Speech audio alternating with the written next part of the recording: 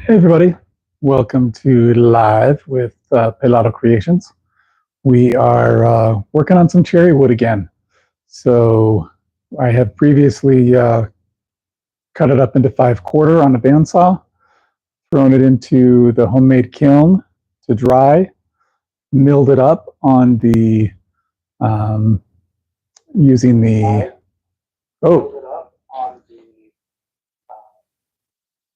need to get rid of that extra audio. We've milled it up on the jointer and planer and table saw, and well, we've milled up some of it.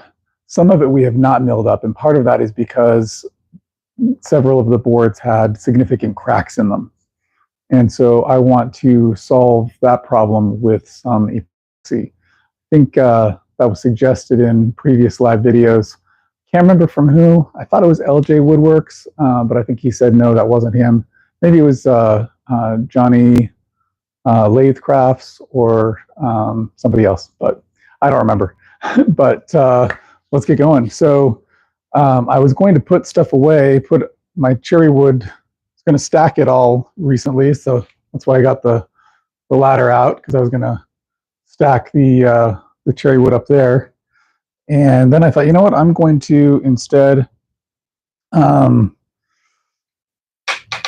get it, oh no, I remember what, I was about to stack it. I had it all on my workbench here, and I had picked up a bunch of willow wood that I talked about in another live recently. And so I had piled the willow wood on top of the cherry wood.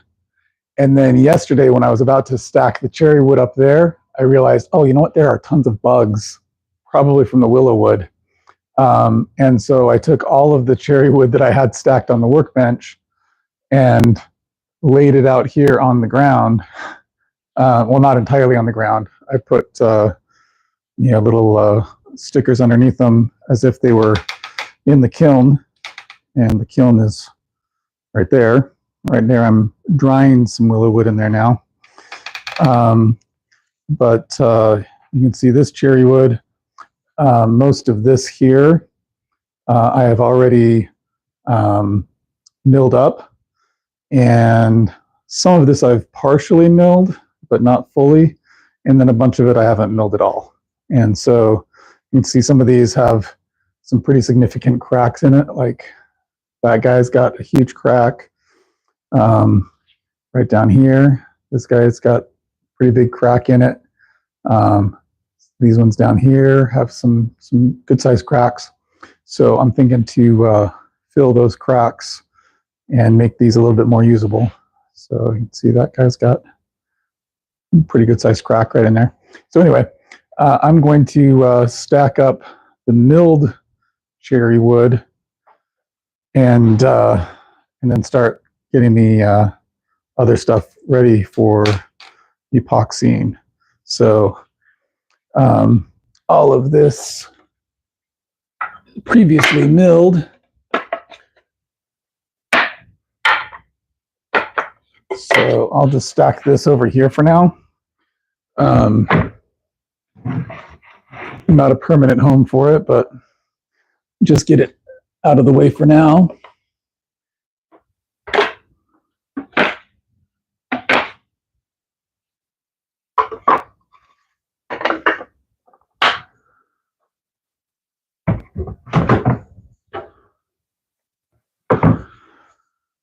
All right. And then I've got, I'll just pick up these stickers, throw them up there. And then these guys I've previously milled to an extent, but this one's got some cracking in it. So I'm going to put this one on the workbench to fill and see what else. This guy definitely needs some filling on at least that one side. Okay. Got some cracks to fill.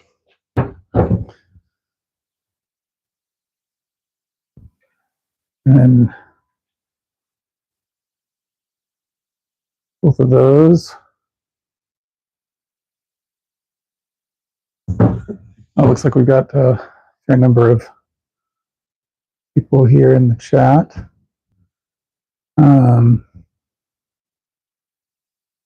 Hello, looks cool, thanks. And they call me Pelado. And let's see, what else we got here? Cracks in that. These ones I haven't milled up, even though they look a little bit more as if they've been milled. But you see cracks in that. A little bit on that side, not as bad. That one, it's just got a little bit of cracking up in here.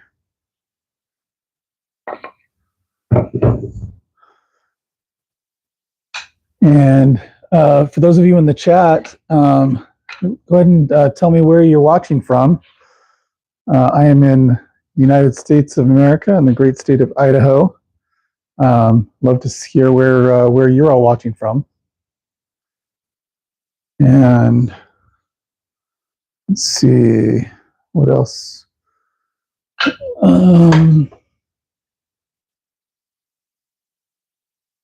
Not too much cracking on that one.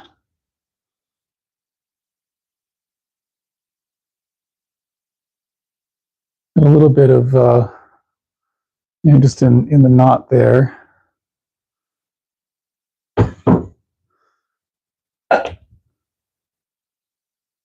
And those ones are mostly okay. Got some cracking on him right here and there, kind of all up and down.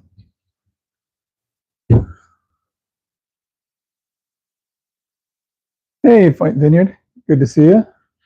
Hey, Vineyard, I'm going to make you a mod, if you wouldn't mind checking out, kind of helping out with keeping things in order in the chat. And all right. And Vineyard, in case you didn't catch earlier, I am wanting to take all this cherry wood that I previously, cut into 5/4 and dried, and fill these cracks with epoxy so that I can yield a little bit more usable wood out of these. So you can see sections there of cracking or other gouges. So just trying to salvage as much of this as I can. So just looking through to see if there's anything else here with significant cracks. That's got a little bit. That's not bad. It's got some cracking. That's got some big cracks in it.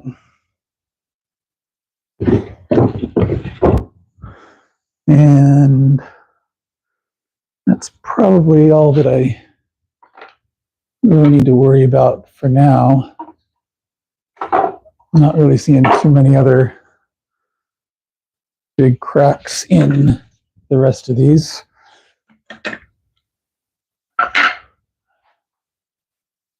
Oh, there's this one does. Pretty big crack in that one. So I think that's mostly what I need to fill. So I'm going to see what I can do about filling those cracks with epoxy. Let's see. Hey, Raja. Good to see you. And all right, let me get something to put underneath the epoxy workstation here. Just gotta protect things so they don't get all epoxied.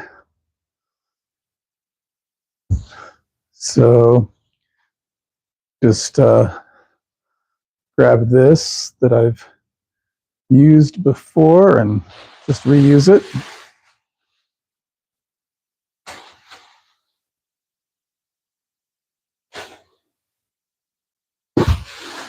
Hope that it doesn't have too many holes in it for the epoxy to get through.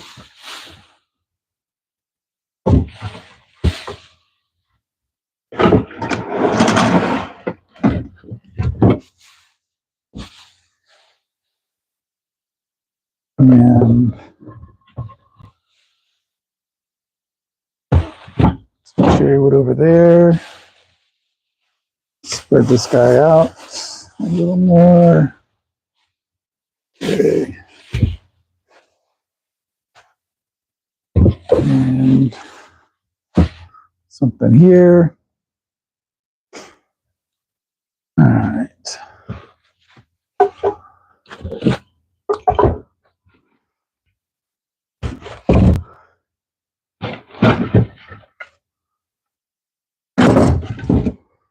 The epoxy that I'm thinking to use is some stuff that I already have.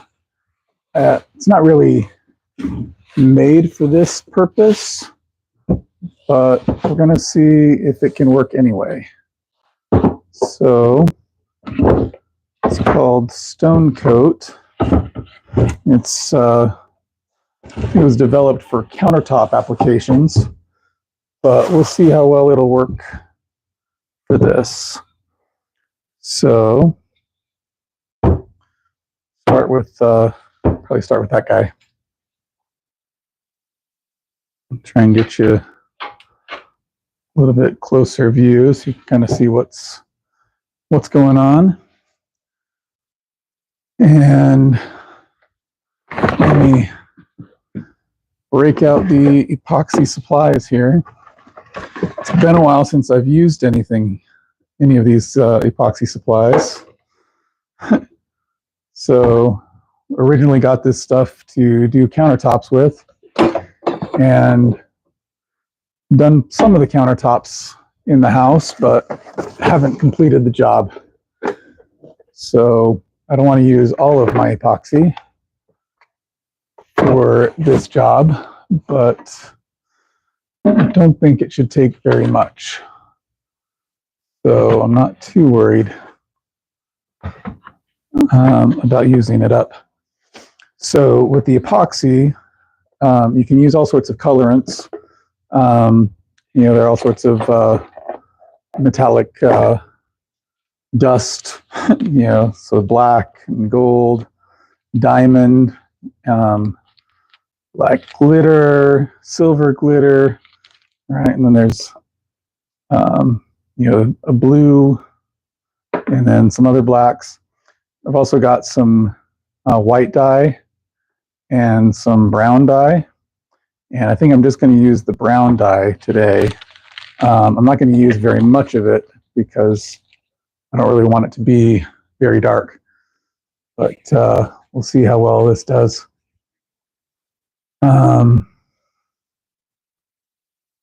Okay. And let's see. I need another part for the epoxy.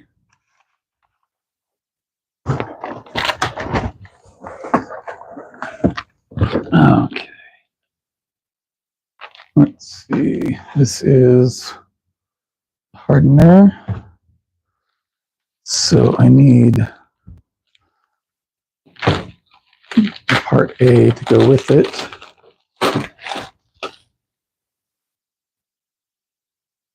All right, and I'm just going to mix up a very small amount. Probably just need that.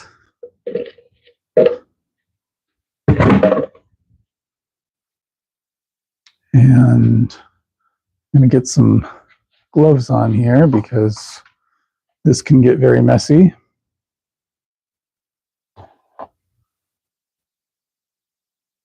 And like I'm running low on that kind of glove. So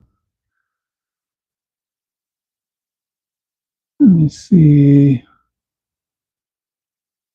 where I can find some more gloves.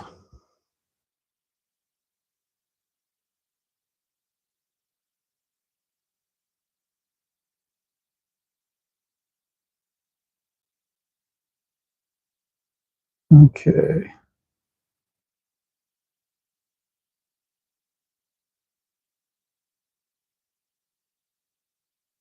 Okay.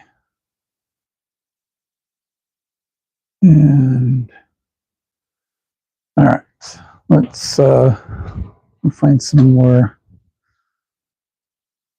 gloves to protect my hands as I try to apply this epoxy.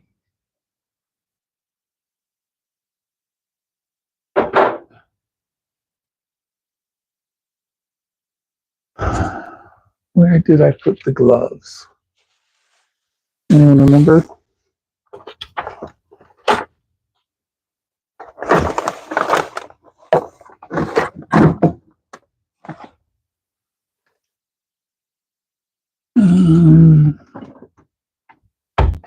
There they are. Just have to dig them out here.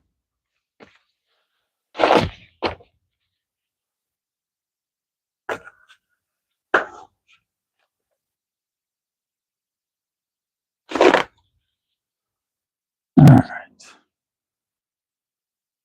Right along. Thanks for joining us, everybody. We are in the process here.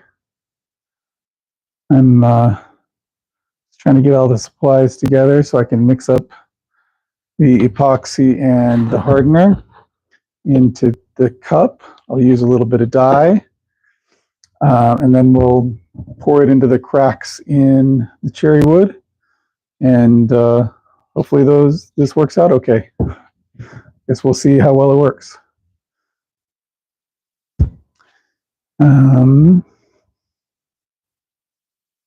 Let's see.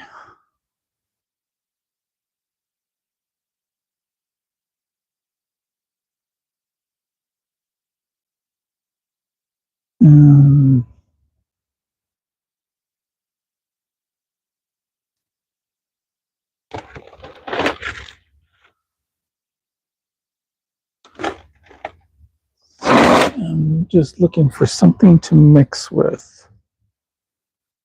Let's see. I think I'll just use a little scrap piece of wood. That should work.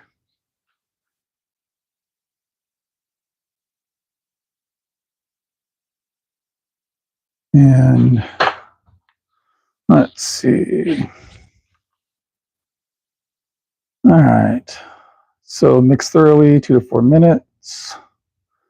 And all right.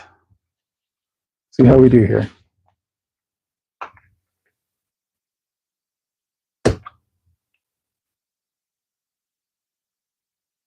right. I'm going to try to do a 1-to-1 ratio.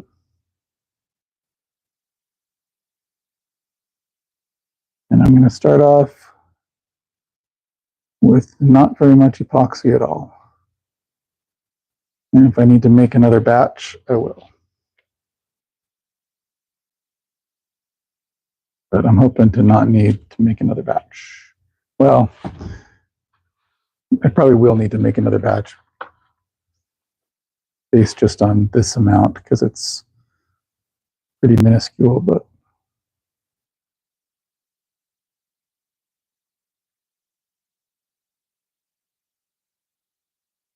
And there we go. It's about 1:1, roughly. I'm going to pour in a drop or two of the dye.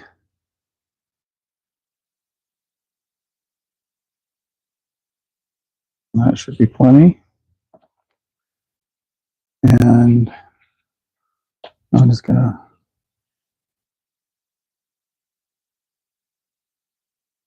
yeah, that's actually quite a bit darker than what I wanted.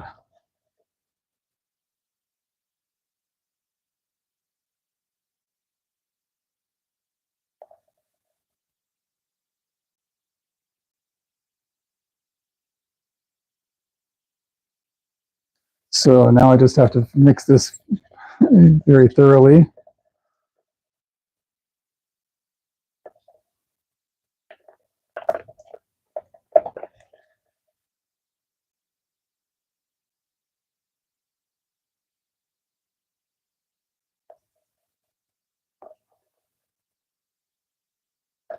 Because if it's not mixed thoroughly, then the epoxy won't set, won't cure properly.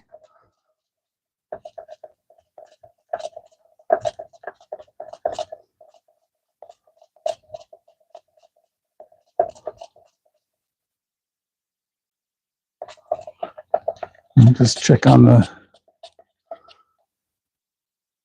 right here.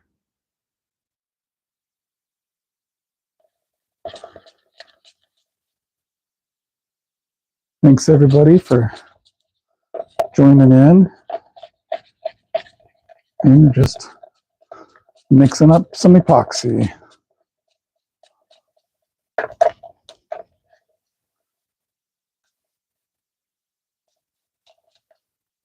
That arm's starting to get a little tired.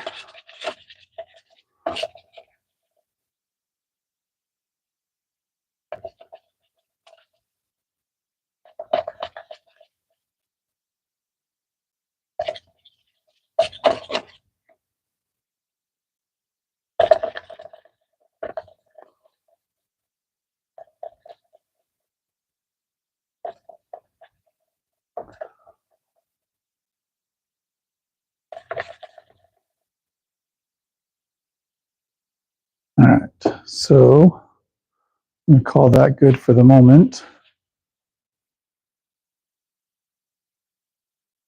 And I come over here and grab some painter's tape. I'm going to make a little bit of a dam on this side because I don't want the epoxy to just flow out the edge.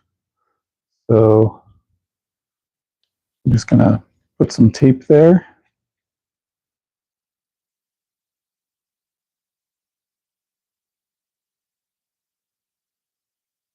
So that it doesn't go over the edge. Hopefully it doesn't seep through, but I'm not going to be pouring a ton in, so hopefully that's not too big of an issue.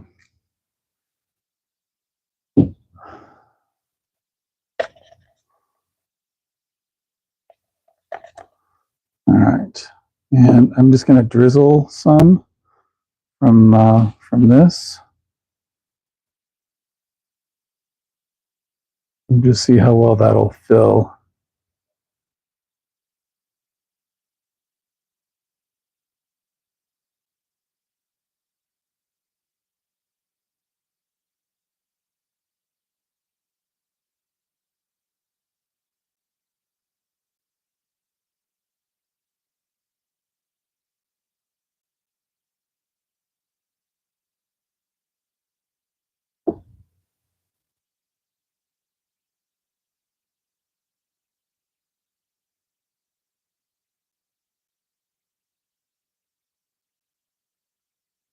So again, I got this cherry wood when it was recently cut from the tree,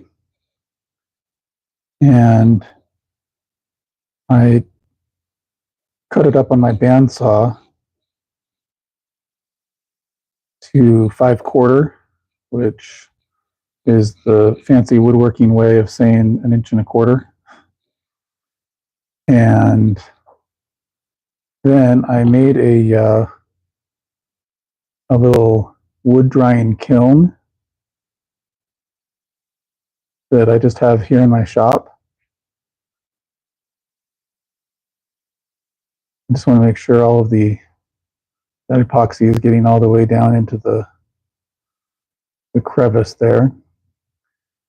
So during that drying period, there's a fair amount of cracking, and so I'm just trying to fill these cracks.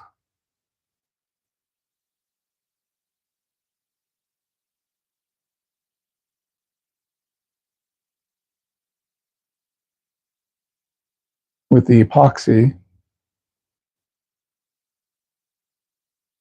And yeah, it's a lot of mixing, LJ. Yeah.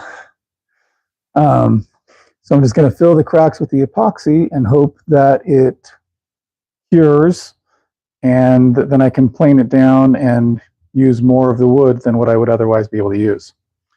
I'm going to move this stuff out of the way so I'm not dripping epoxy on this stuff, even though this is the epoxy. Also gives me more room to work with over here.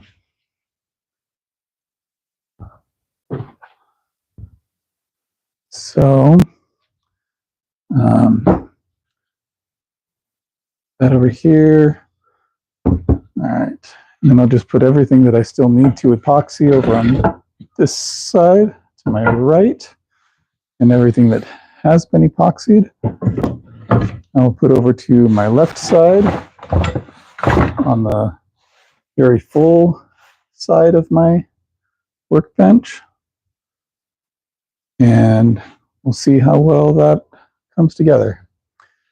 All right, so this piece got just a little bit right in there, and then on this back side I'd want to fill that, but I can only fill one side at a time, so I think I'll just try this right here. Didn't take very much.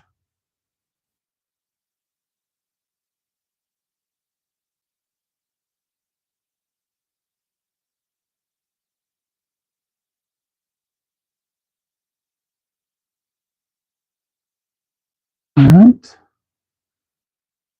And I'm going to let that soak in a little bit. Looks like it'll need a bit more.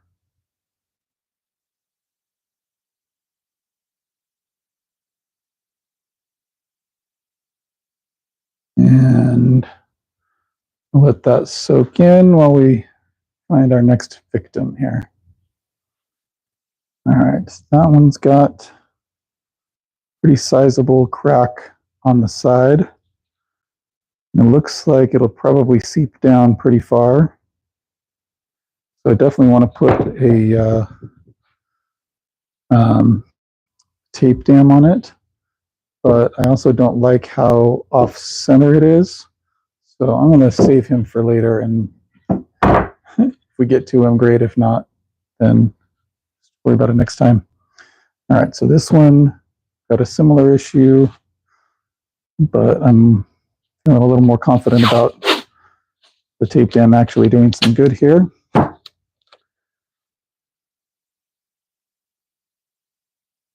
So,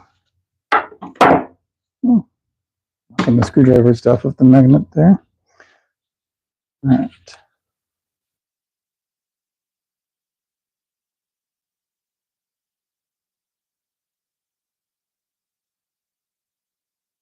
So, try to get as good a seal there as I can.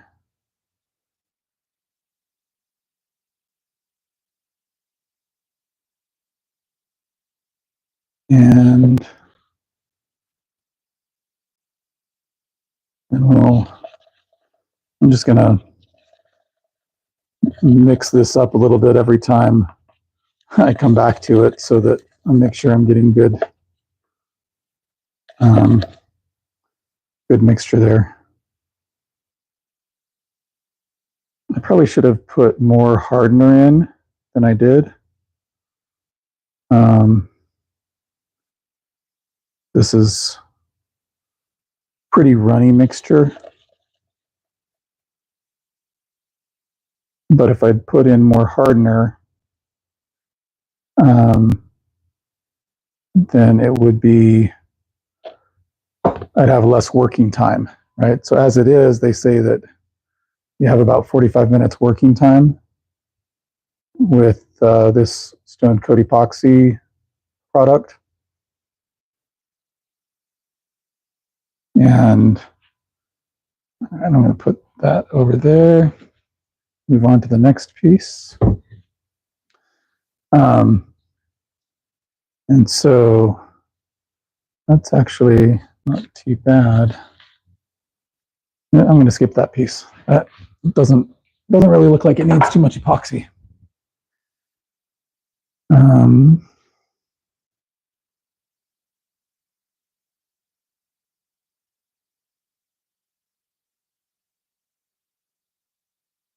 Let's see here. All right. Last breath. Epoxy, now you're talking my language. Let's see, what else we got here? Just turning some more epoxy and wood projects before vacation so the finish can dry before next market. Cool. And cool. So LJ, you're doing some using some CA glue for something. Okay. Oh, and then last breath. I don't know if you saw my comments on Elegance Live, but you were talking about not wanting to fill your phone up with content and having it too full. So when I'm doing when I'm recording videos instead of doing lives like this, I use riverside.fm, and that allows me to record. If you do the free version, it allows you to record in, I think, 720p, and it's unlimited. And so you can just record to the cloud, and it doesn't take up space on your phone. If you go for a paid subscription or whatever, then it you can get up to 4K, I think, is the maximum. And so it it's pretty good quality, and it's not taking up space on your phone. So if you want to try something like that, I thought you might like that. So this one, I've got this here, I've got a little bit in here, a little bit over here, and then some over on this far side that you may not be able to see based on the angle I've got you set out here.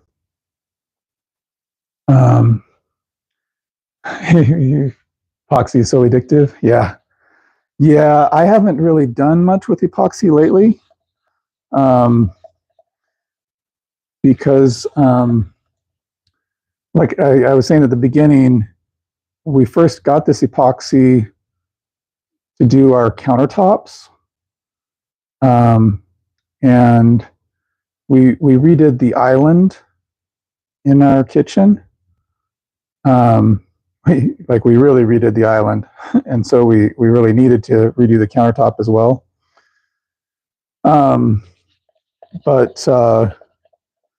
we've got more countertop to do. It's part of the reason why I have so much epoxy remaining. But yeah, I've got more than enough for the kitchen countertops, but I've kind of been slacking. It's been probably 2-ish years since we did the island, and now I'm thinking we should finish the rest of it at some point, but guess I haven't been in that much of a hurry to do it. Always other projects, right? Part of the issue is that doing the rest of the kitchen countertops is going to be a big ordeal because I've got to move out the appliances, sand down the existing countertops, put on some Bondo and get them all cleaned up. And so haven't been that excited about that part of it. The epoxy part is fun.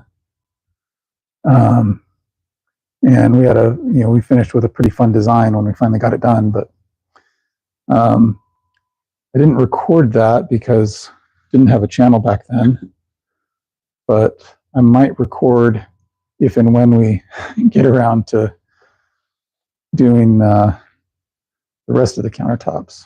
Let me make some more space for myself over there.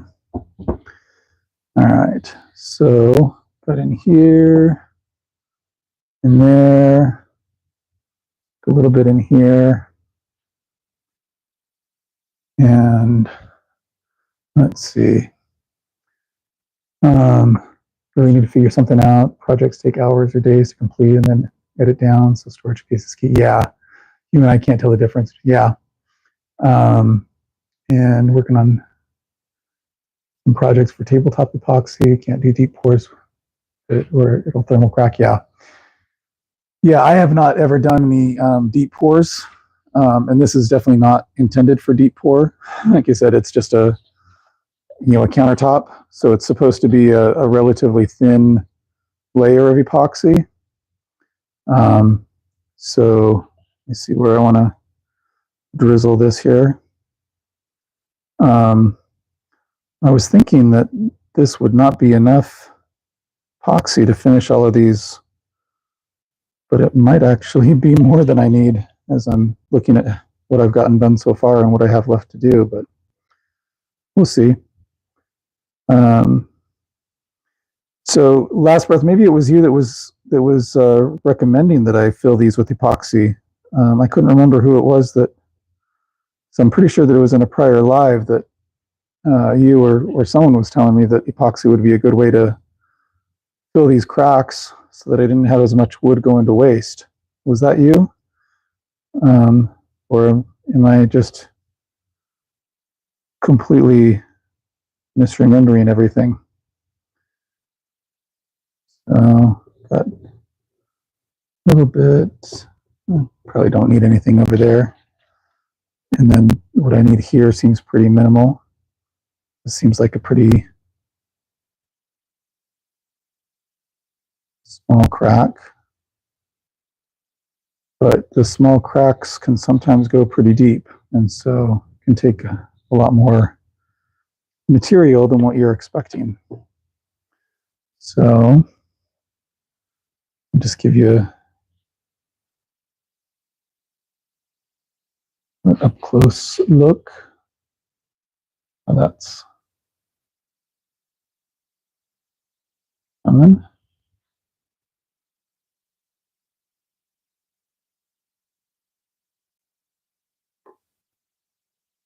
All right. And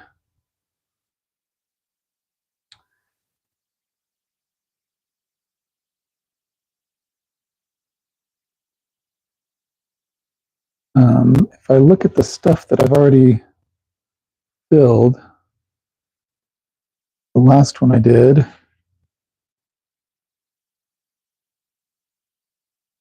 as I was just talking about, sometimes those cracks can run pretty deep. And so this looked pretty full when I filled it earlier, but now it is looking not at all full. So let me put some more in there.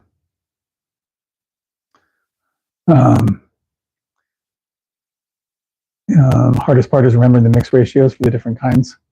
Yeah, I hear you.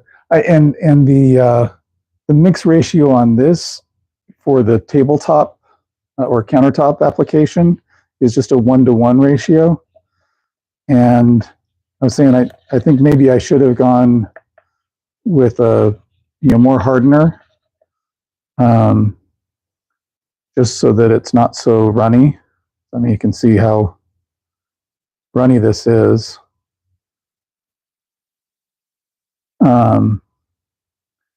But I was also concerned that if I put more hardener in it, then I would have less working time. And it's supposed to have about 45 minutes working time. And hopefully more if I continually stir it every time I'm using going back to the epoxy here. Yeah, it looks like over here needs a little bit more too. And hope that tape dam holds up. I really don't want that leaking everywhere. So I tape over, that guy over. All right. And all right, that guy got the crack coming all the way down there. It might go all the way through in places. It looks like those are two different cracks, but I'm concerned that they might join up somewhere in the interior. And so if I start pouring over here, it might just start leaking out down here. So I'm going to put some tape on the bottom side here.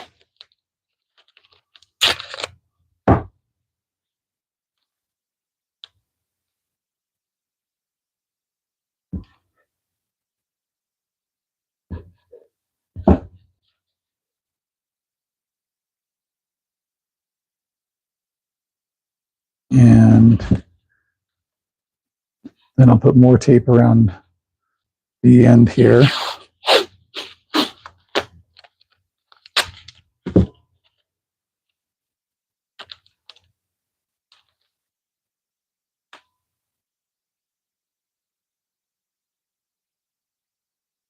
And hopefully that will protect me from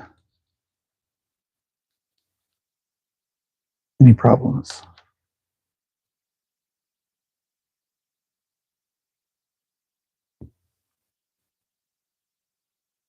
All right, and got deep cracks in the middle there. I don't think it'd go through there, but got cracks here, here, and here. So I'm just gonna put tape over all of that, just in case that goes all the way through. It's not that difficult to put tape on right now, but once I see that it is leaking through, it becomes much more difficult to put tape on at that point, because the tape will not stick anymore. All right, and then over here, got the cracking right there, here. So I'm going to do the same thing over here and just, I'll have tape coming up from both ends.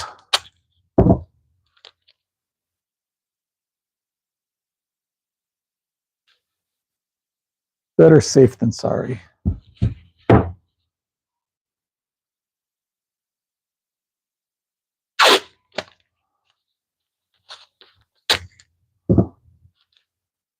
And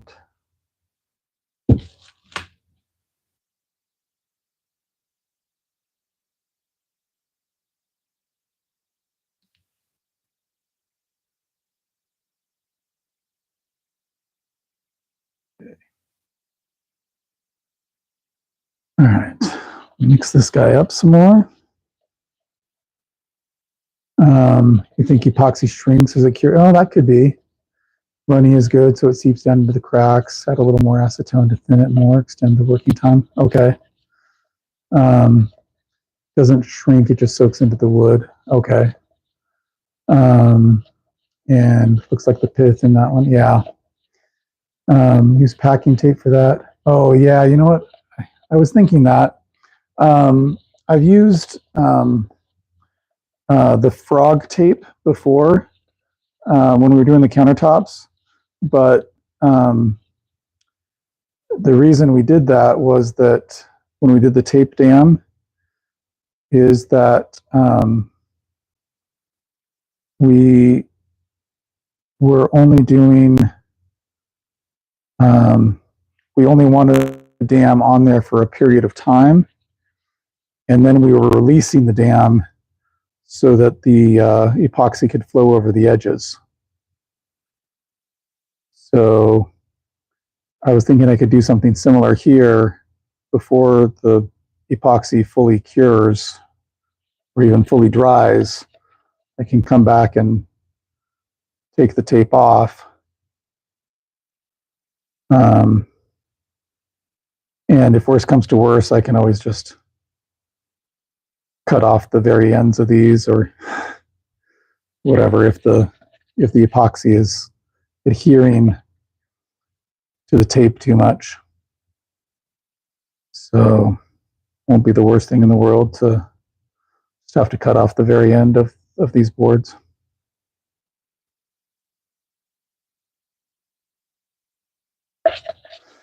Yeah, I ended up making this much darker than I wanted. I was hoping for just a little hint of brown, but I got a couple of 2 or 3 drops of the dye when I was hoping for, maybe just a partial drop. And it's such a small quantity that it's, it's not going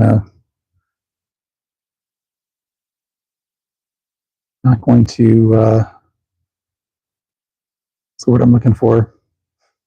Dilute. It's not going to be very diluted because there's so little epoxy to mix it with. Mix the dye with, I mean.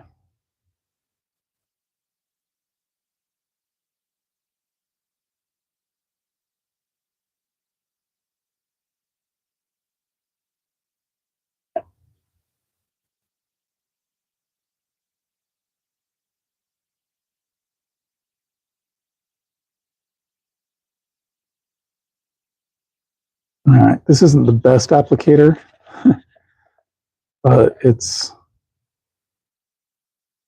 better than nothing. For the most part, I'm able to direct the epoxy pretty much where I want it, but it's somewhat more blunt than what I would have preferred. I guess I was in too much of a hurry to get the live started. Didn't want to spend time accumulating the appropriate tools and supplies. So here I am.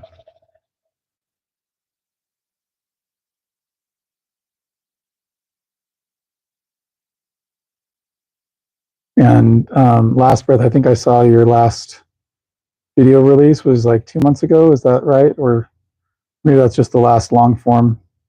Do you ever do lives? I don't remember. I don't remember if I've seen you live.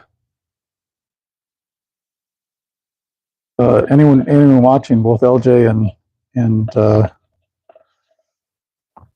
Last Breath are very skilled and definitely worth subscribing to if you haven't already.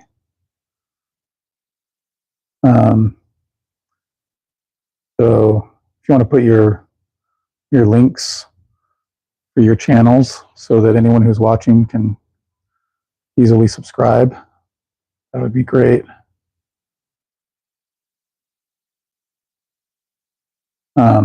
If I got you as moderators, I think I've got LJ as moderator. Let me make you a moderator too, Last Breath, so you can add your link as well.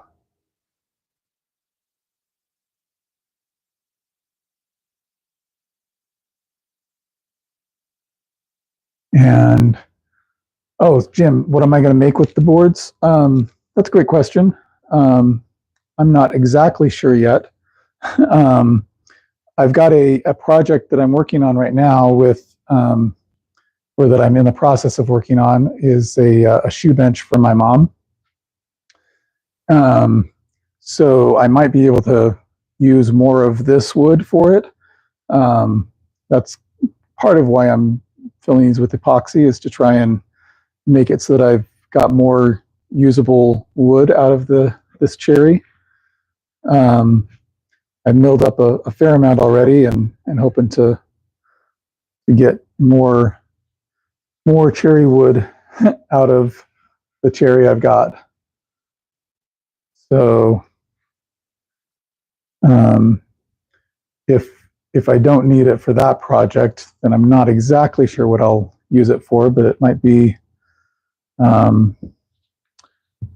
jewelry boxes, or, I'm sure my wife and or daughters will think of something. And it's just about to start pouring. Thought maybe I should check to see the bottom. Don't think there's anything that's going to leak through there, but this one's a pretty substantial crack, but it doesn't go all the way to the edge there or here. So I'm not going to worry about taping this one, which is probably a poor decision.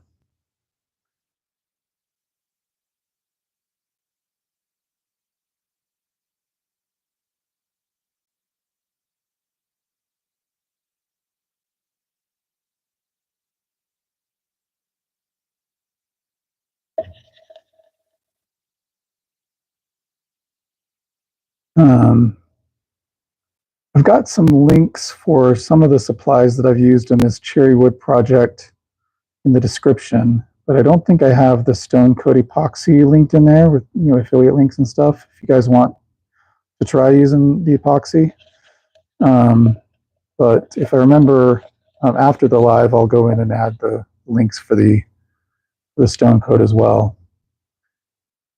Want to bookmark and come back later, which probably nobody, but you never know.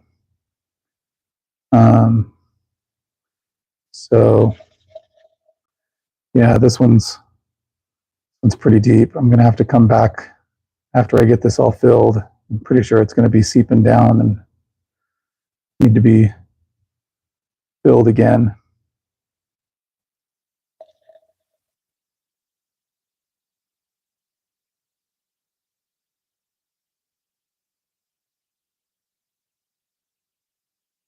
I am kind of curious to see how it ends up looking with this, darker brown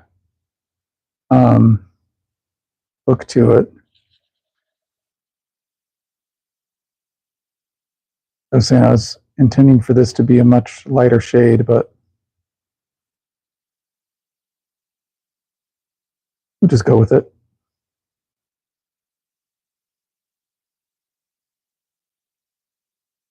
Recently watched that movie, the Adam Sandler and Jennifer Aniston movie. Just go with it.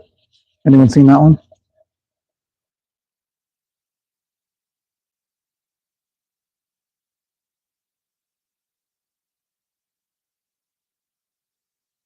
Let me know if you saw it, and if so, if you liked it.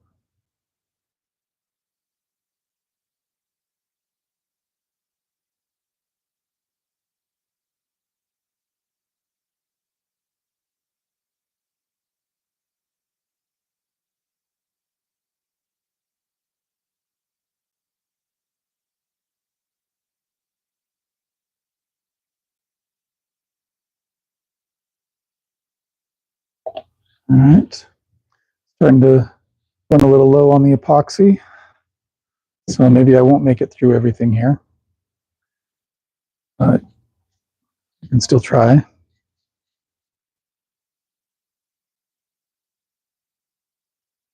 All right. So definitely going to need tape dams on both sides of this guy.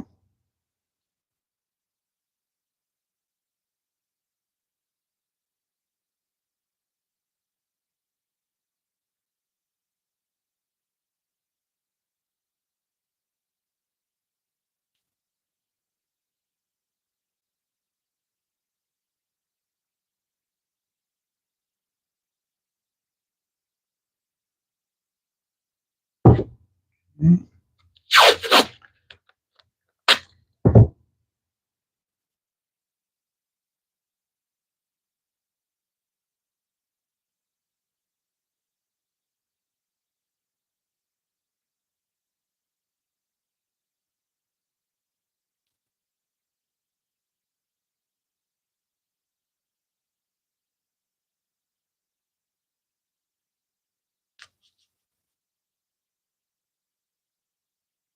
Try and get as good a seal on there as I can.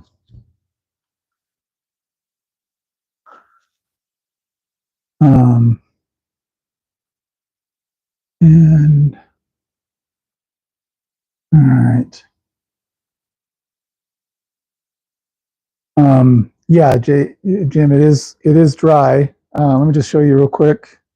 I'll try and make sure I don't touch the tripod with the epoxied hand here. But so this is just in my little garage shop. I've got a little kiln that I made. It's featured in some other videos and some live videos as well. So it's just made out of some 1-inch foam board, and I got a bunch of other foam insulation around it. And so the heat source in the kiln is just a dehumidifier and a fan, and so that's typically keeping the temperature in there somewhere between 110 and 120, and then the dehumidifier is extracting the moisture. So when this cherry wood first went into the kiln, it was registering high 30 to low 40%. And 2.5 weeks later, it was ready. I pulled it out and it was registering in the 8 to 10% range. And yeah, I really like what LJ said. Don't forget to hit the like button. Double tap the screen if you're on mobile. Last breath of building a freezer kiln similar to this one, but it'll probably have a lot better insulation because of being made out of a freezer instead of just foam board.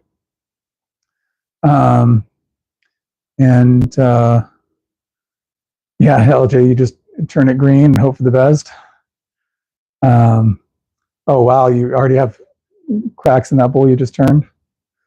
Turning some myrtle wood. I don't think I've ever worked with myrtle wood. I'm almost positive I've never worked with it. I'm not even sure if I've seen it.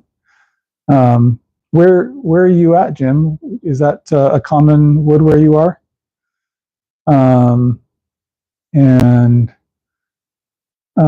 Yeah, last breath. Can do some videos. Awesome. Appreciate it. And yeah, free freezer. Nice. ¿De dónde sos, pelado? I am from Idaho. So I live in Idaho. In Spanish, it'd be yo soy de Idaho, en los Estados Unidos. But yeah, how about you? How about you, Juan? ¿De dónde eres? Or de dónde sos? Based on the de dónde sos, I'm going to guess either Argentina or Uruguay, but could be wrong. I guess they use the voceo in other places. I think in Guatemala, they use the voceo a little bit. And thus using sos instead of eres. For those of you that may not know what I'm talking about. A couple of different ways to use or to conjugate to be verb in Spanish, and where you are in the world helps determine which method you're using for that. The voceo is pretty much universal in Argentina, and I think in Uruguay. I think they use it in Guatemala and maybe some other places in Central America, but I'm not sure about that. Most of the rest of the world uses the tuteo. So instead of vos sos, it would be tú eres. So I think that probably concludes our Spanish lesson for the night. unless people are yearning for more voceo and tuteo.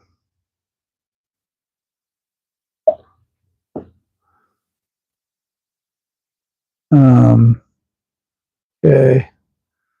How do you keep it from warping in the kiln? I don't know.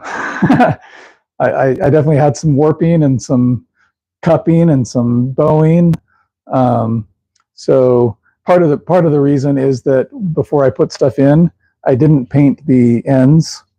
Another big issue is that I've got a lot of piths in this wood because I was cutting it from relatively small branches, and so it was hard to avoid having the pith in there, and that can cause cracking and warping and stuff. So that's just the nature of working with the smaller chunks of wood. Juan, you're from Argentina. What part of Argentina?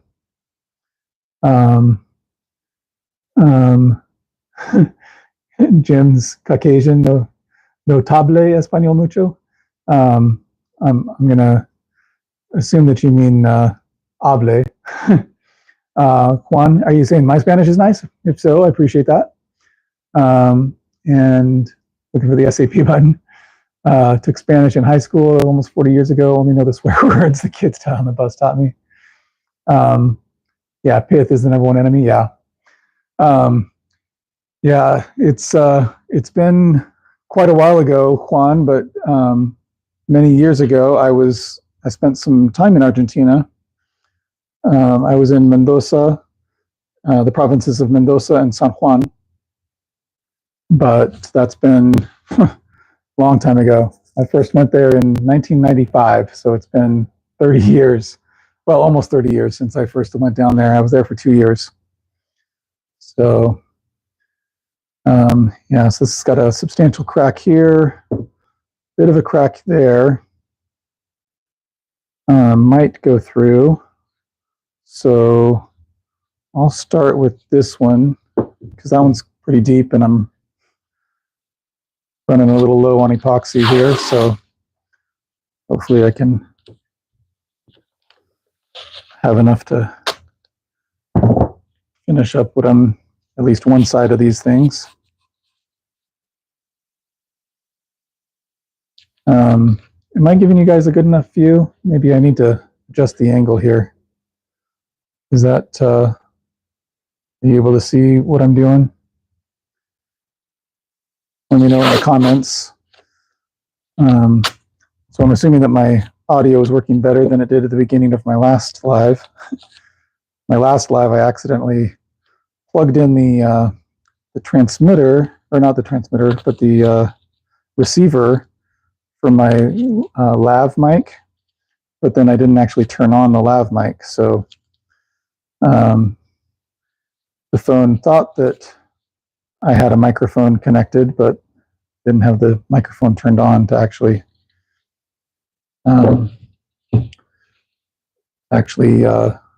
have anyone hear what I was saying. So I'm definitely getting a lot thicker. I don't know if you can tell from how it's dripping down, but I can tell it's much, the viscosity is increasing here. Or is the viscosity decreasing? Something with the viscosity is happening.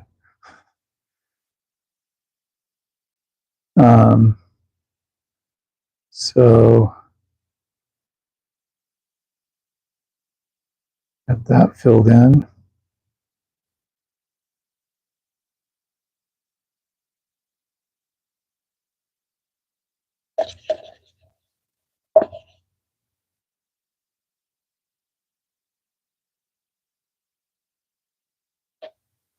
Okay, I'll call it good on that one for now. And what else have we got?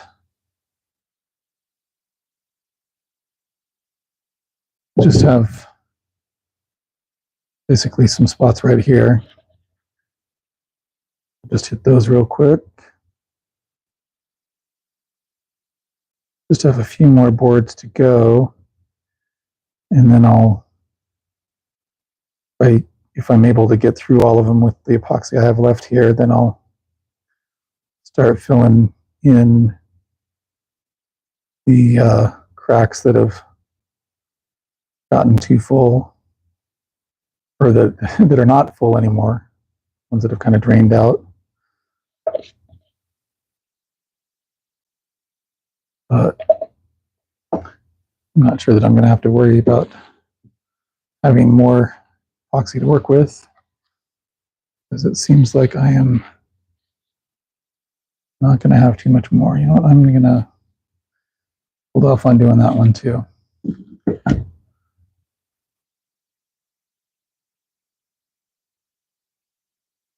That guy.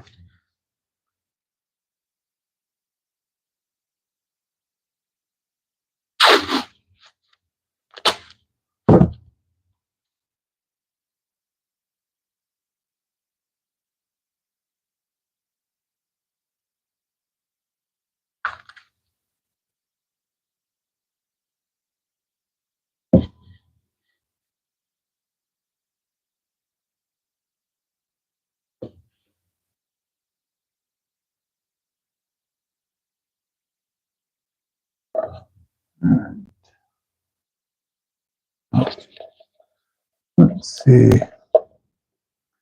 Okay, looks like I'm a little bit behind on the chat here. Let me see if I can. This. 1995 was only a decade ago. Right, yeah. And let's see, last breath you graduated in 92? Oh, same as my older brother. I am a 94 graduate, so I'm feeling young again all of a sudden. And feel the cracks.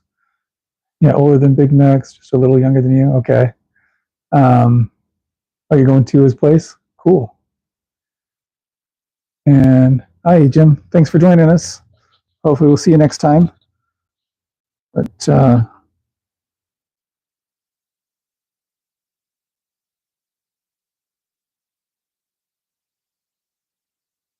here's the.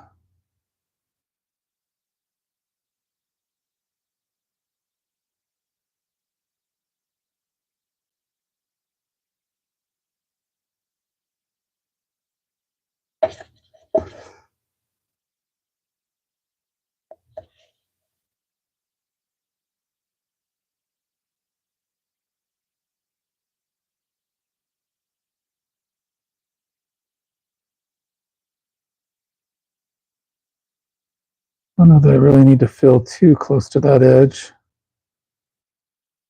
but just in case.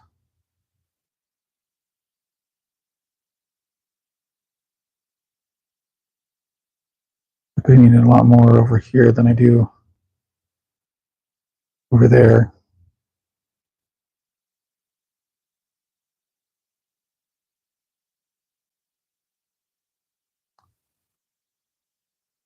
One thing about epoxy is that it is self-leveling.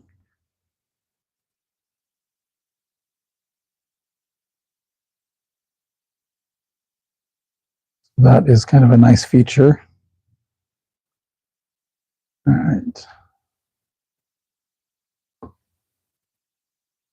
I'm not going to have enough to fill that on this iteration.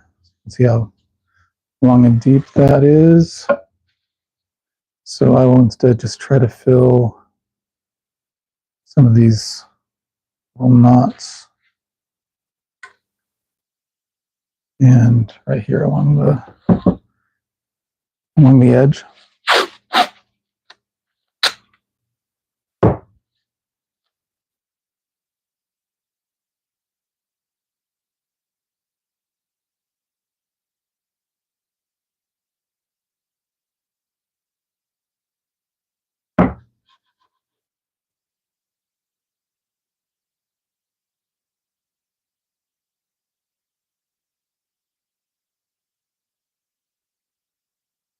All right.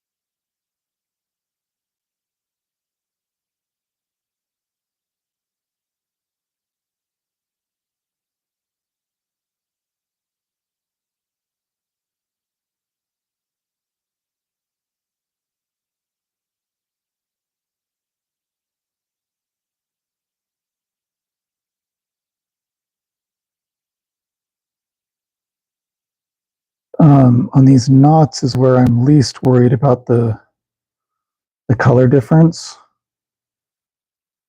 because this darker brown should work pretty well right around the knots where it's supposed to look darker around the knots anyway, right? Oh, okay. Put that over there for the moment, and let's see if I can sneak in here and maneuver the tripod in a way that you can see what I'm doing and it's not in my way.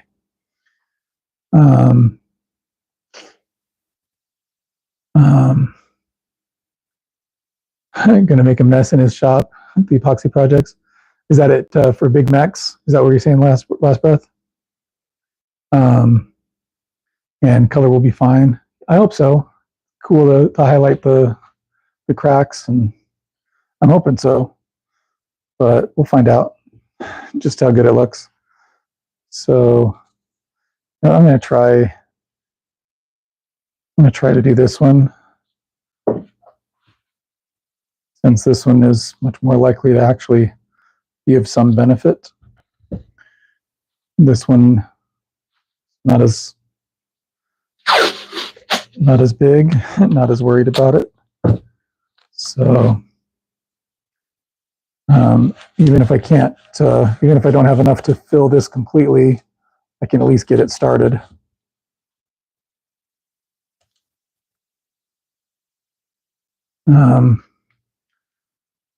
I haven't seen Juan around. I was kind of hoping to find out what part of Argentina he's from. It looks like he might have already gone. Unless I just missed it in the chat. Did he ever tell us what part of Argentina he's from? Where he lives? I was kind of curious if he was in the same place where I spent my missionary years in Mendoza and San Juan.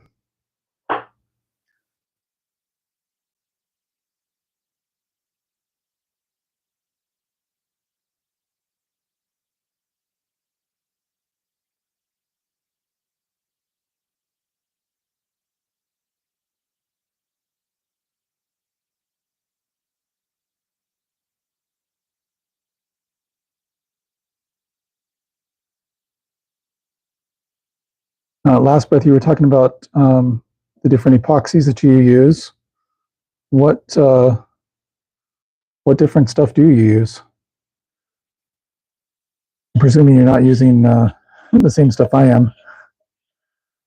Be curious to know what you're typically using. You mentioned deep pour. And also said apparently you're using a lot of different kinds of epoxies because you have different mix ratios. Or maybe you were just talking, maybe you use the same epoxy and you just have different mix ratios for the different purposes. Wouldn't mind learning a little bit more about that, if you're willing to share your knowledge.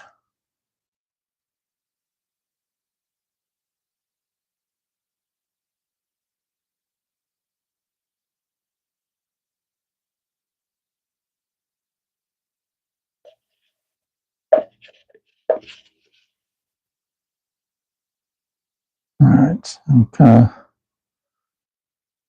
scraping a little bit here. Not quite the bottom of the barrel, but essentially the bottom of the barrel. About as close to the bottom of the barrel as I can get with my current setup here.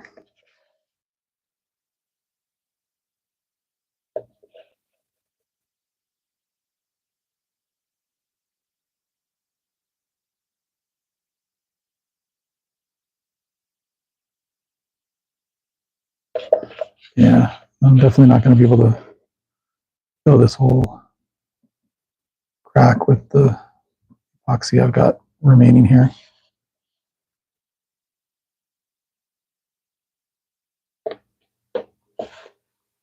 All right. But let me just give you a little tour of what things look like at the moment.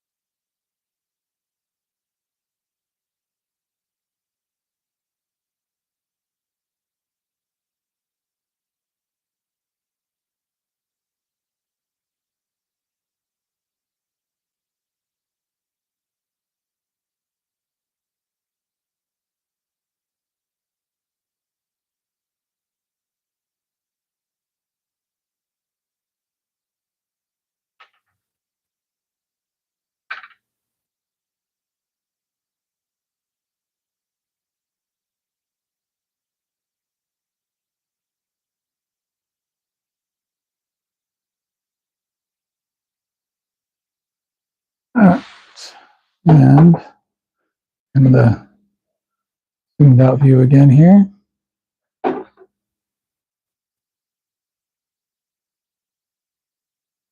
right. Uh-oh. Mike is making stuff is in the house. That's dangerous. All right. Let's see here.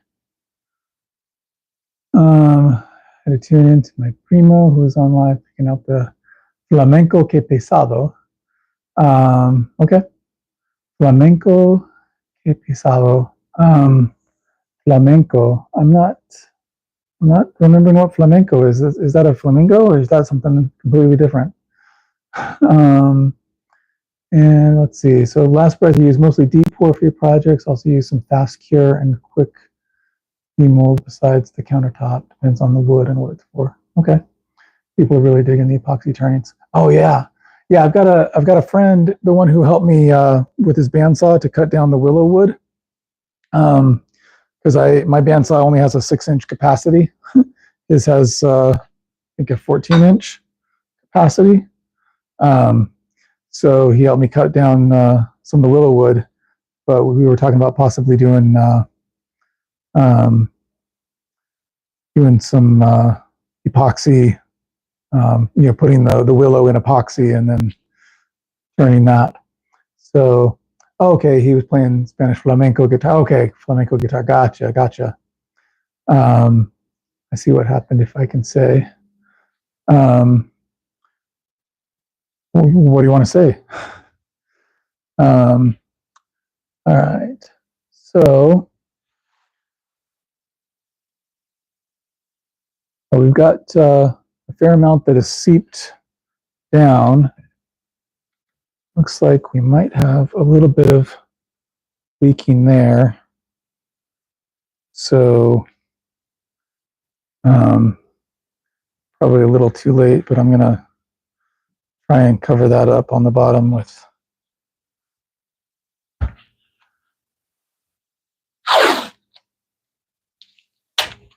some tape.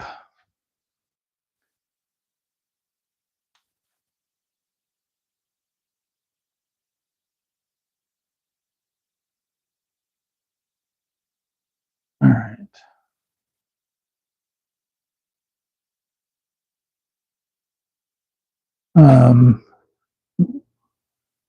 A number of these looks like they're not too terrible, but we'll see.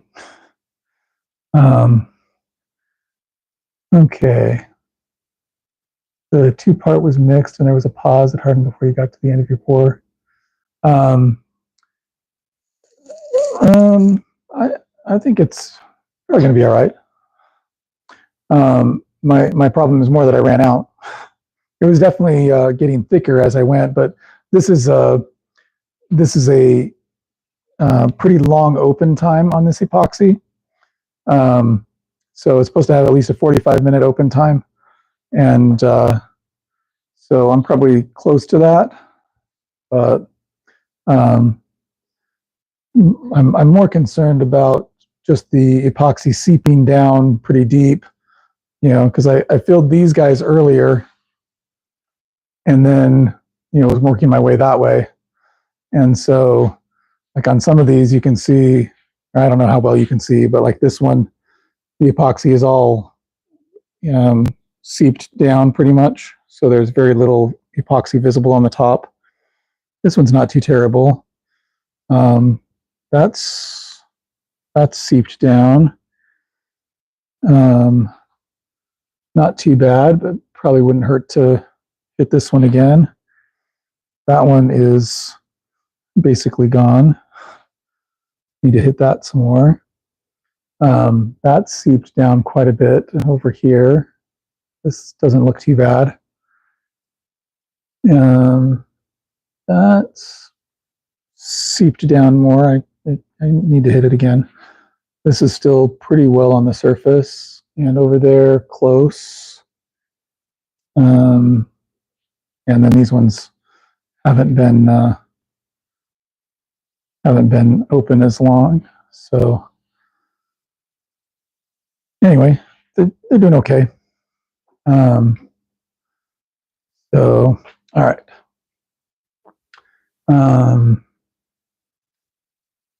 And the last board, yeah. What am I making? So right now I'm just trying to get as much usable wood out of these chunks of cherry wood. Because I got I got these branches and stuff live, or shortly after they were cut off the tree, and so then I cut them into 5/4 and dried them in a kiln. When I dried them, there's a lot of cracking, as you can see, partly because a lot of these are pretty small and you've got the pith involved, and so it's kind of difficult to avoid cracking on those. And some of them just because I didn't paint the ends before drying them, and so a combination of things really. And so anyway, I'm just trying to fill these with epoxy so that when I want to mill these boards down, I've got more usable wood. And I'm going to redirect this epoxy away from the edges.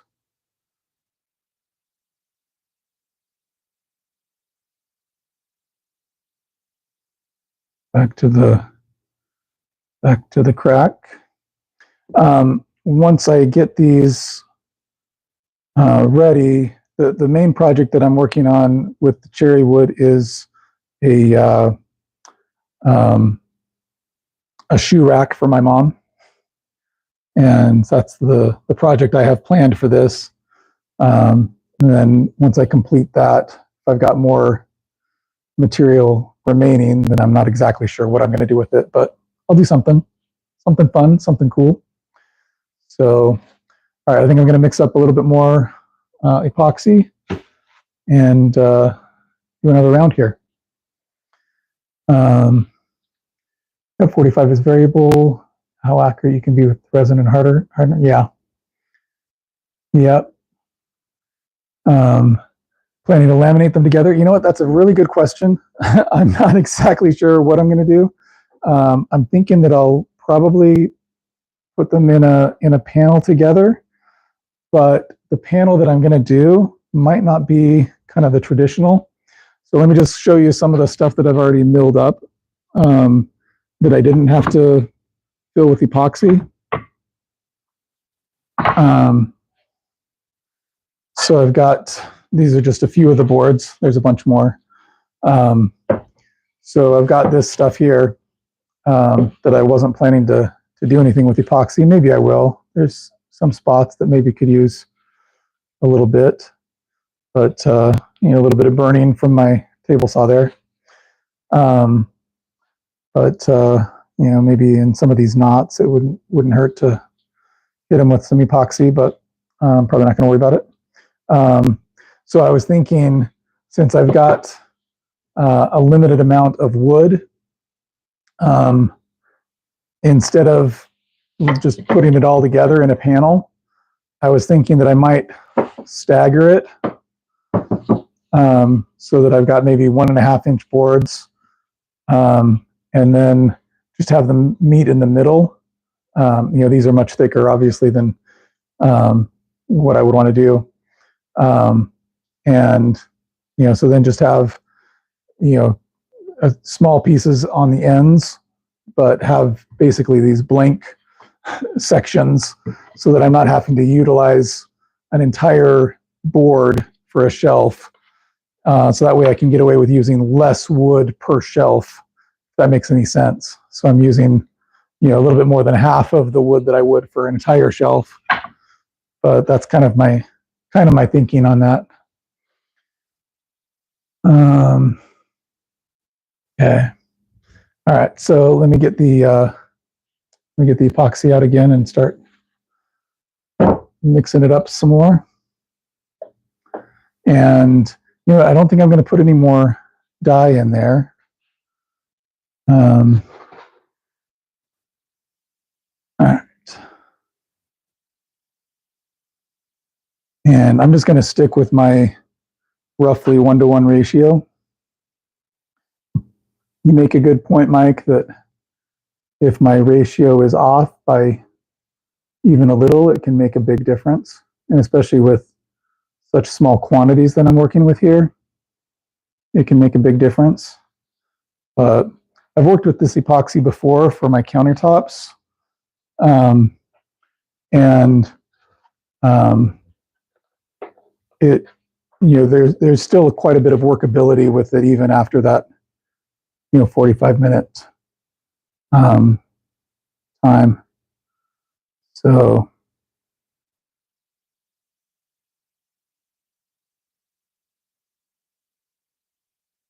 all right, but yeah, I'm definitely not going exact measurements here on the on the 45 or on the 1-to-1 ratio.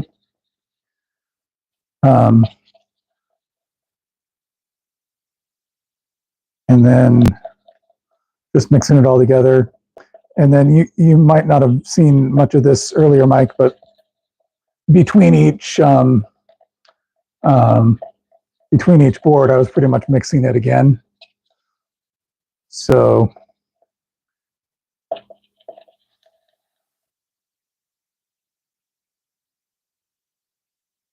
trying to help it not cure quite so quickly.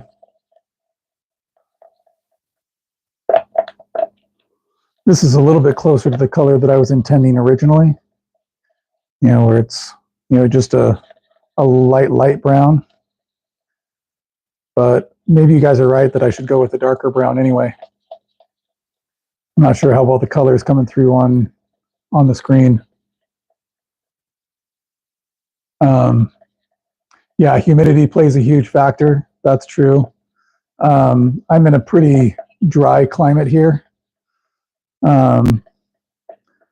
So not a lot of worry there for me. So, all right. Come back over here. So this is the one that I was just working on that didn't have nearly enough. And you can see how much runnier this is than what I was working with earlier.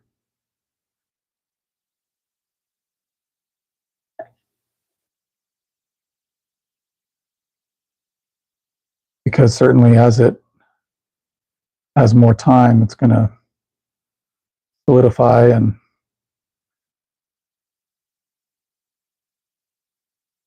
not be as runny. A little bit easier to work with when it's not as runny in many ways, but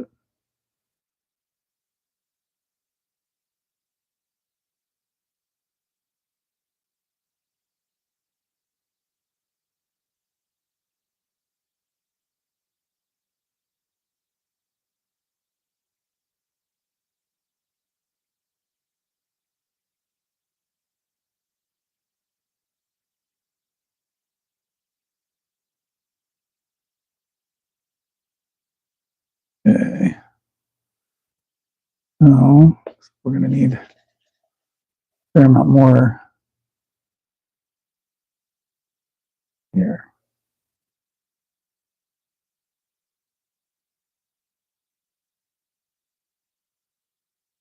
All right.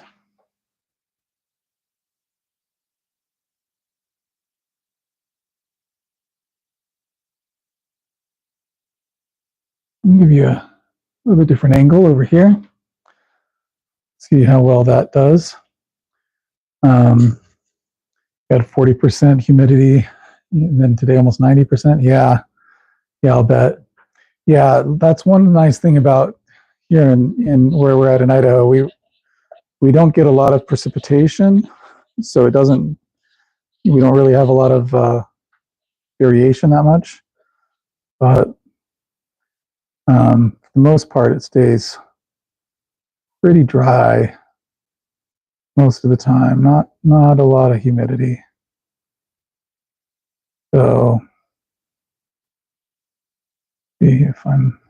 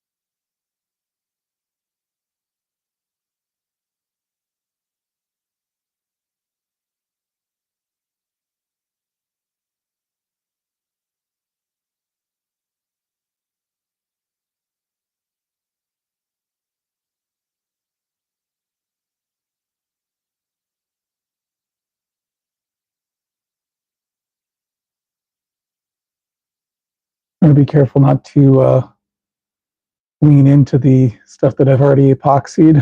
So I don't really want to get it all over my clothes because I don't like these clothes. I don't really want to ruin them. Should have changed before I started, but like I said earlier, I was in a bit too much of a hurry to get the live started. So, or because it was already getting late, and or because I was already tired.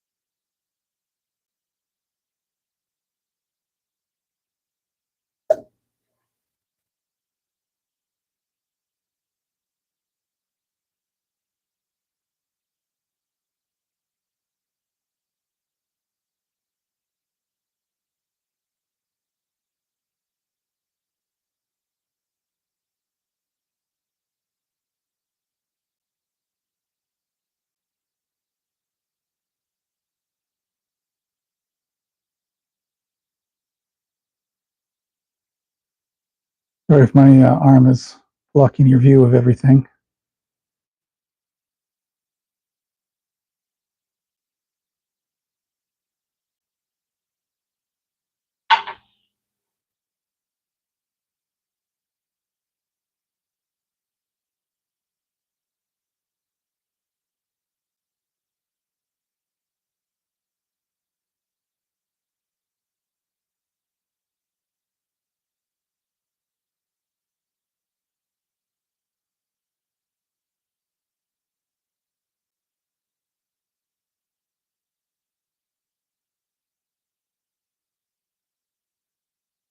Seems like wherever the knots are is where it really soaks in a lot, even more so than some of these deep cracks.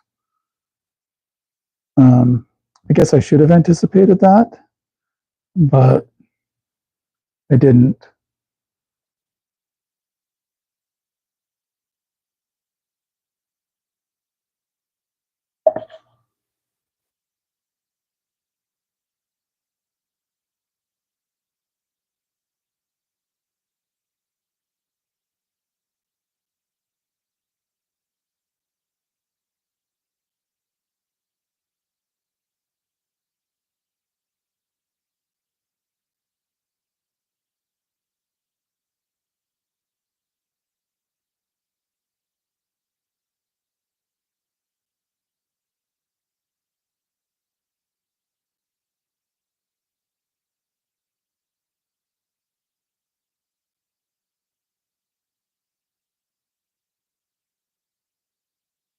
This spot is a little difficult because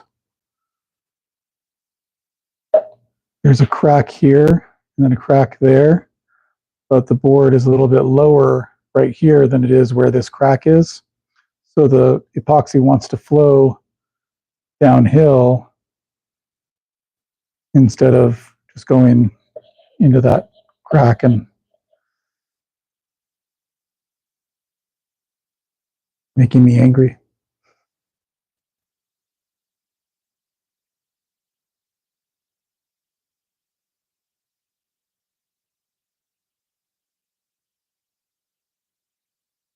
All right. So on this board, you can kind of see, this is, again, the last board that I did with the last batch of epoxy and the first board that I did with this batch of epoxy. You can kind of see the different coloration, how dark the previous one was versus how light this one is.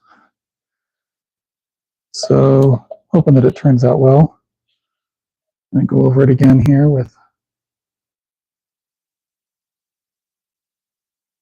over here. Looks, use some more.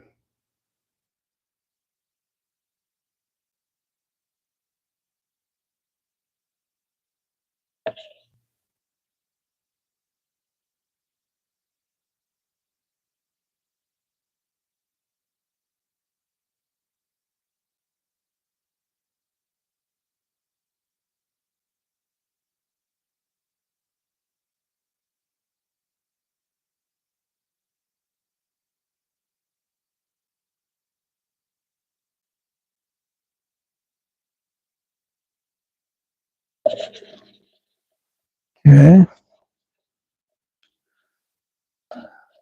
We cure the wood first, 3 years if possible. Dry it out. Yeah.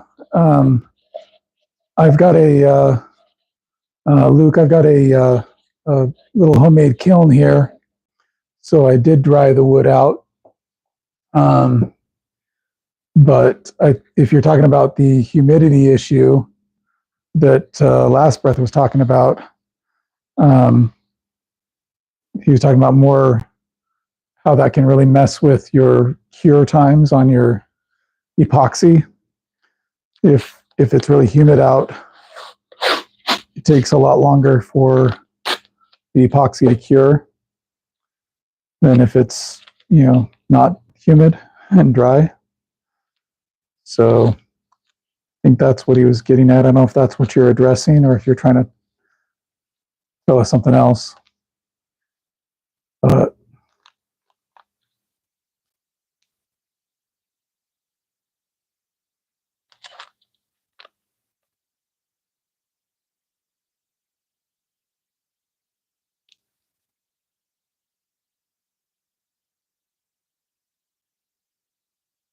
Don't know if I'm going to have enough epoxy to fill the cracks on this one, but we'll give it a shot.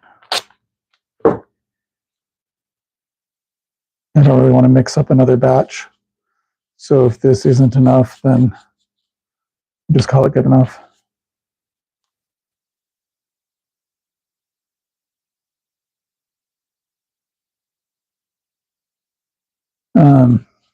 So after that, I'll let these cure. And then there are some spots that I'll probably need to get on the opposite side of some of these, but obviously I can't get those while the epoxy is still drying on the, and still curing on the top here. So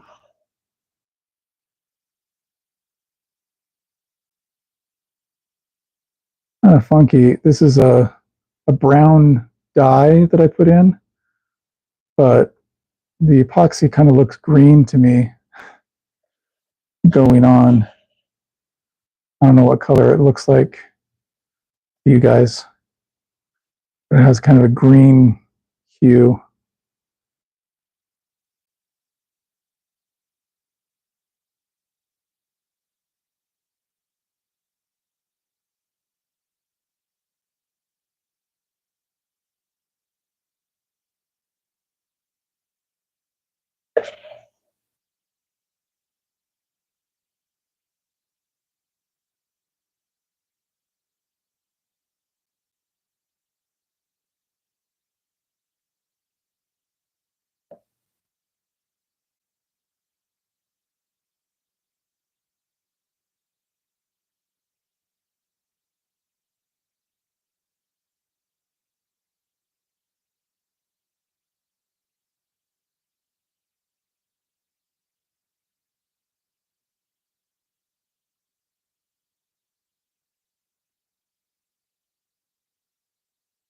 All right.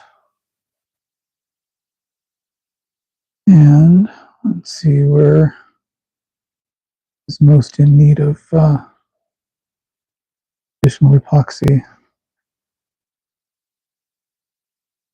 Some more in the knot over here.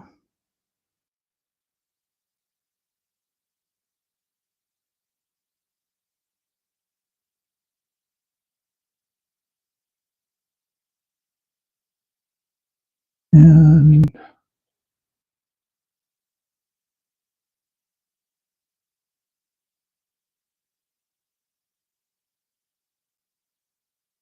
more in the knot here.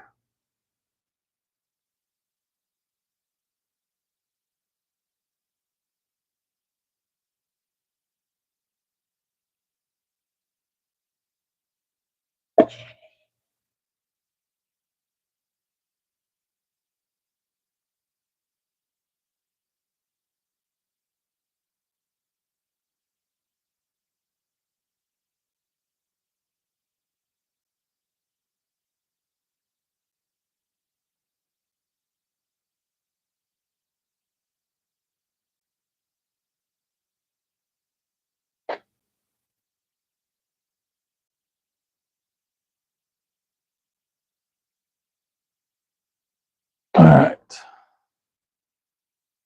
And I think that's probably it for now. Yeah, don't always have years to wait for the wood to dry. That's for sure, or for the epoxy to dry. Yeah, be nice to have unlimited time for each of those processes, but sometimes we want to get projects done before we die. So, and then last, but I do try to find wood that's been air dried whenever possible. Finding stuff on Marketplace from guys who have their own portable mills. Yeah, that makes sense. I don't ever worry too much about that. But so I think I'm going to take the camera phone out of the tripod. It's a little easier for me to show you what we've got so far. So here's that guy.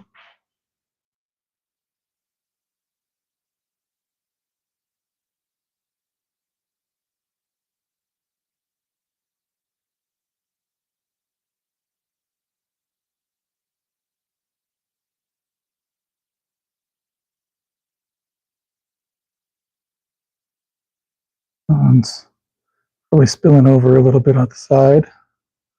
That one too. Will be okay. I guess I forgot about those two. I'm not going to worry about it.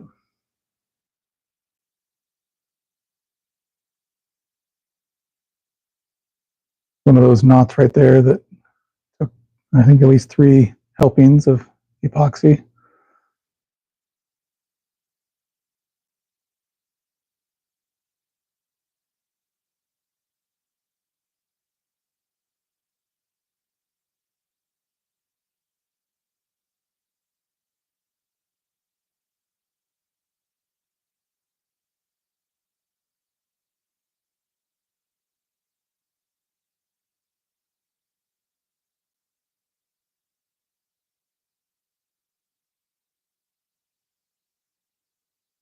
That one also took just a couple different iterations, and then kind enough to drip on my floor too. I don't know if you can see the drip down there.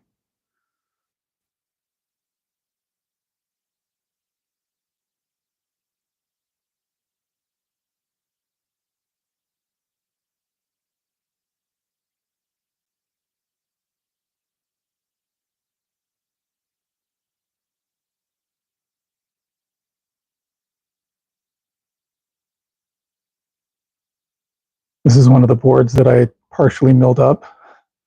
You can see it's a lot whiter looking than most of these others that are, very yellowed and stuff. I think I milled at least this side of the board.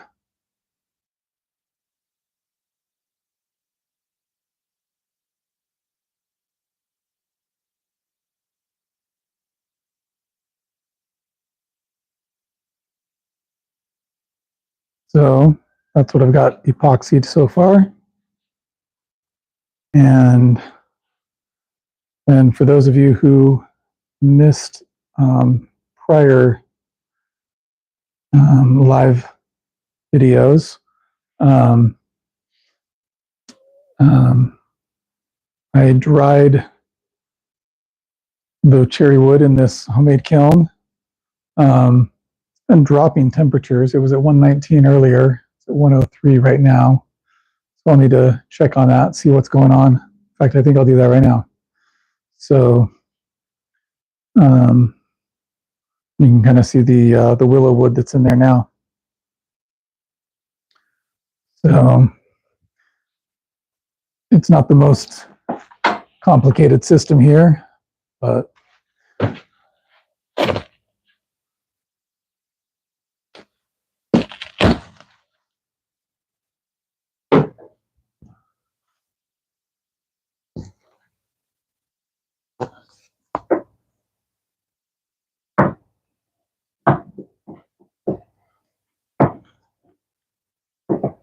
and get that to hold. All right, so I've got this willow wood stacked in here. I've got a dehumidifier right here that appears to be off. So that is probably why the temperature has been dropping. Yep. So the water reservoir down here changes colors when it's powered on. So it, for some reason, turned off. So that's why my temperature was probably dropping. And then I've also got a fan to help circulate the air.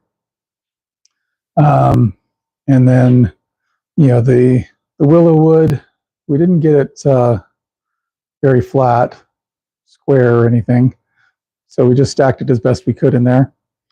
And, or I stacked it as best I could.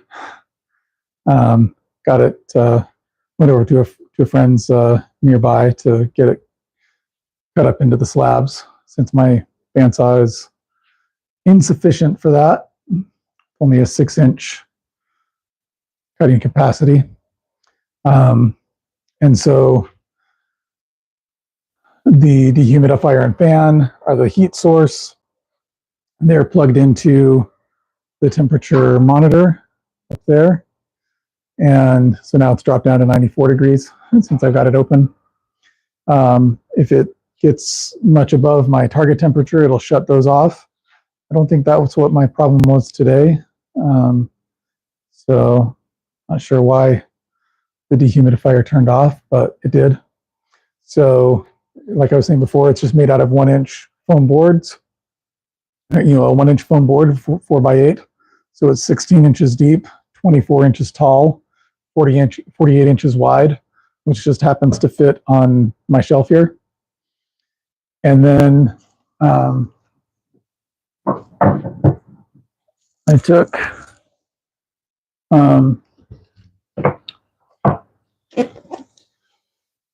I had a bunch of other foam insulation, so I just taped a bunch on here.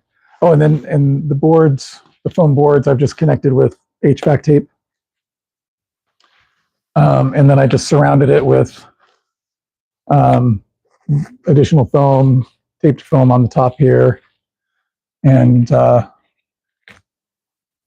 I've just got basically tape to reconnect it here. I put these little 2x3s here to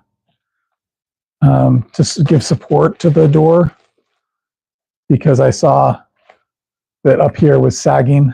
So I just figured I would give a little bit better support and make it so this can close more securely and keep all of the hot air inside.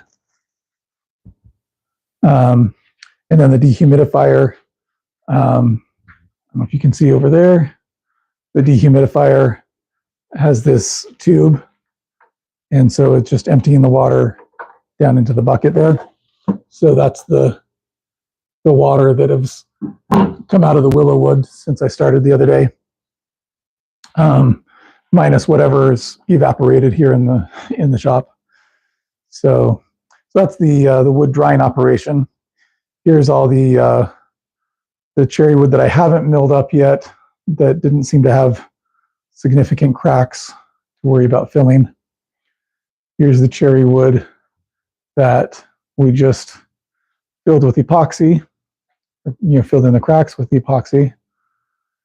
And then over here is the cherry wood that I've already milled up. So I just kind of shoved it on the shelf over there, and we'll use that another day.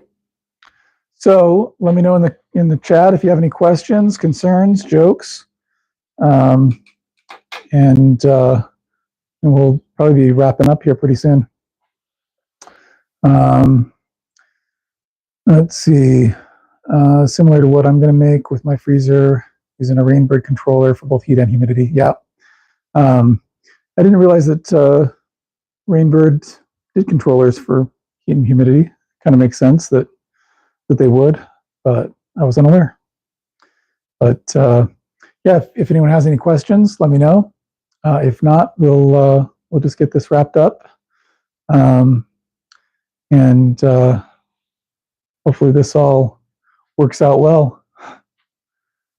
And if not, then I will blame each and every one of you. Thanks for joining us today. Make sure you like, subscribe, all that good stuff. Yeah, last breath has to go to bed. I think I'm going to be doing the same pretty quick here. So we will call it a night, and we'll see you all next time. Take care.